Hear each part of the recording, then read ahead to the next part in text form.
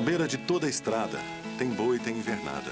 E quando a gente passa por ela e encontra uma capela, mesmo sendo abandonada, já bate mais forte o coração do peão. E não dá para resistir, só mesmo fazendo uma oração.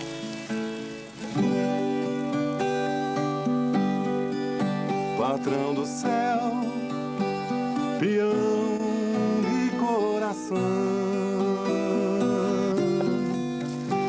acudi a nós que semos crente e rente na oração, no rancho branco do céu azul. Olha pra nós do sertão, manda chuva aí de cima pros lugares de precisão. Alumia o cerrado, a campina e a pastagem,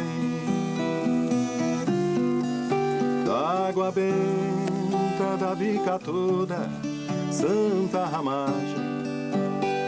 Afasta os medos da gente, que nós e os bichos temente agradecemos, obrigado e amém. Dirige a comitiva da vida e abençoa o milho e o trigo do pão repartido. Seja feita a tua vontade em todo canto desse sertão.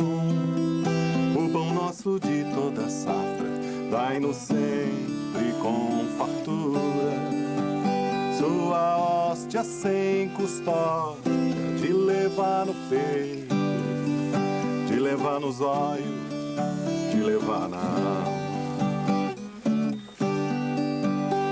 Alumia o cerrado, a campina e a pastagem,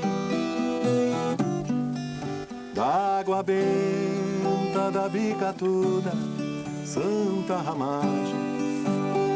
Afasta os medos da gente, que nós e os bichos temente agradecemos, obrigado e amém. Perdoa os nossos vacilos de tantas vezes, como devemos fazer igual com os nossos irmãos dali. E quem vacila, com voz me sei, não permita as coisas ruins acontecer nesse estradão.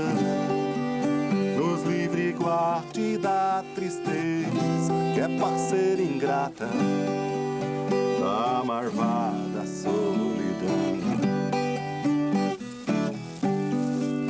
Alumia o cerrado, a campina e a pastagem,